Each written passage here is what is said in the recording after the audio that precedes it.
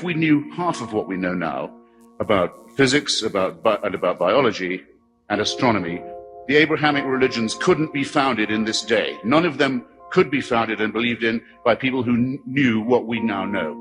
The human species is, let's say, at least 100,000 years old. It's probably much older, maybe 250,000 years. You have to believe this to believe in Abrahamic religion. You have to believe the following, that for, let's call it 100,000 years, humanity is born, doesn't live long, mostly dies in childbirth, dies of its teeth, dies in terrible wars, famines, plagues, dies in fear because it doesn't know why there are volcanoes, doesn't know why there are plagues, doesn't know why there are earthquakes or tsunamis. Fear, misery, shame, terror, cruelty of all kinds. And for the first 97,000 of those years, heaven watches like this.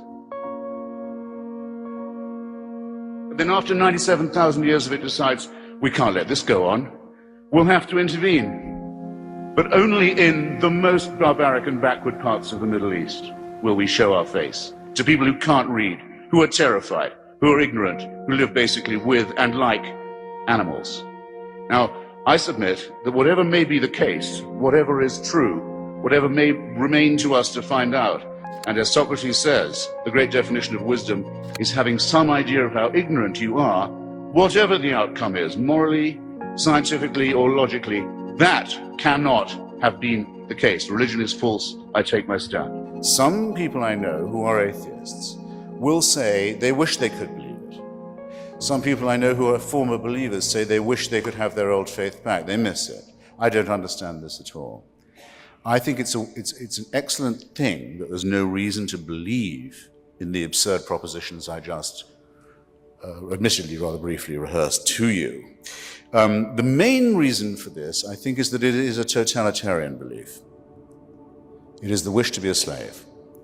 It is the desire that there be an unalterable, unchallengeable, tyrannical authority who can convict you of thought crime while you are asleep, who can subject you, who must indeed subject you, to a total surveillance around the clock, every waking and sleeping minute of your life, I say of your life, before you're born, and even worse, and where the real fun begins, after you're dead. A celestial North Korea. Who wants this to be true? Who but a slave desires such a ghastly fate? I've been to North Korea. It has a dead man as its president. Kim Jong-il is only head of the party and head of the army. He's not head of the government or the state. That office belongs to his deceased father, Kim Il-sung. It's a necrocracy, a thanatocracy. It's one short of a trinity, I might add.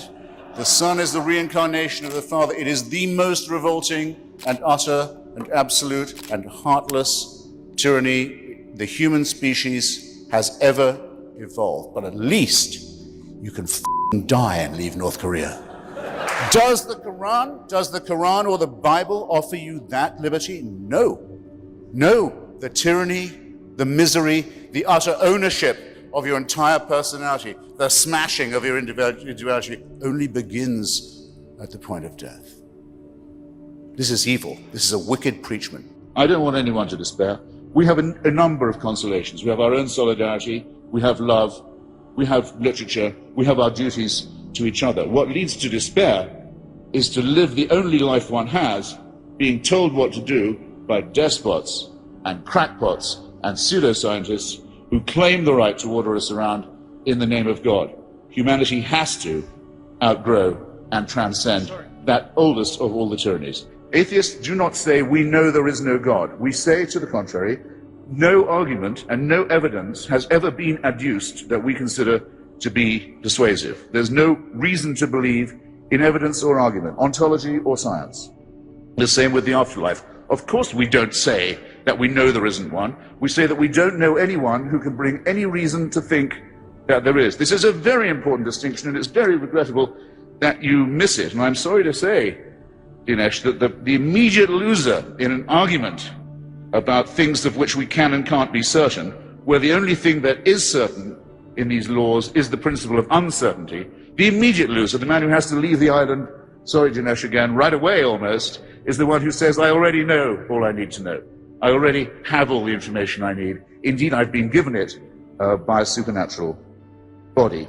I don't know about you, ladies and gentlemen, but when I hear people on the bus saying that they're talking to God, well, what do? You move closer to that person, or am I right in thinking you edge slightly away? I think that's a very good thing. There's an excellent reason why the Establishment Clause of the First Amendment was first proposed. It wasn't proposed just by people like myself who wouldn't go any further than deism in their attitude to religion. It was proposed by many people who were quite devout and who thought not just that the government must not be corrupted by religion, but that the churches mustn't be corrupted by the association with the state either. And I think that's an equally morally valid point.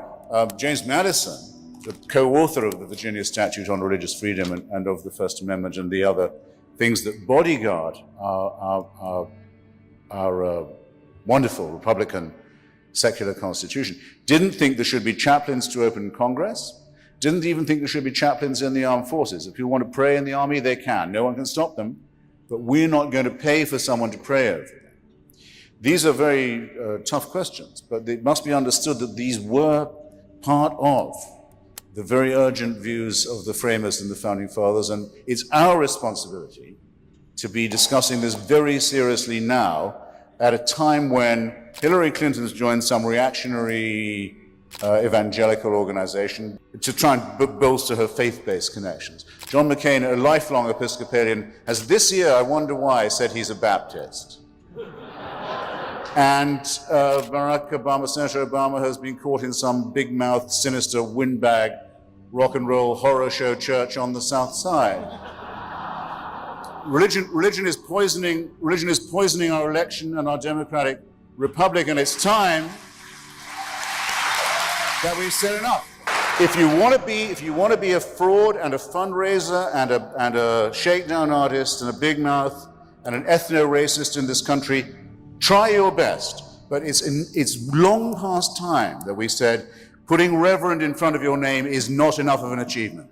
They're making supernatural and superhuman and divine claims. They're claiming to know God, what God wants of you, what he wants you to eat, who he wants you to sleep with, in what position, on what days of the week you should eat this or that, what animals you should avoid devouring. They claim to know something that we claim is not knowable.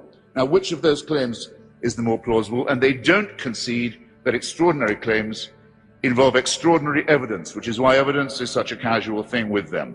However, we do have extraordinary evidence that I laid out earlier of how our cosmos originated and how our DNA has been found to be sequenced. And some of these things are lovely to contemplate, and some of them are rather sobering.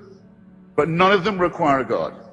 Now, you reflect again on what I said about the death of a sun every second, about the impending collision of the galaxies, about the rapid expansion rate of the Big Bang, and you ask yourself, I can't tell you this isn't happening without a purpose. I certainly don't have enough knowledge to say that, but I can say with reasonable certainty, I don't think all this was undertaken, this vast creative destruction, so that one primate species on one small planet could hear the Pope telling them that AIDS may be bad, but that condoms are worse.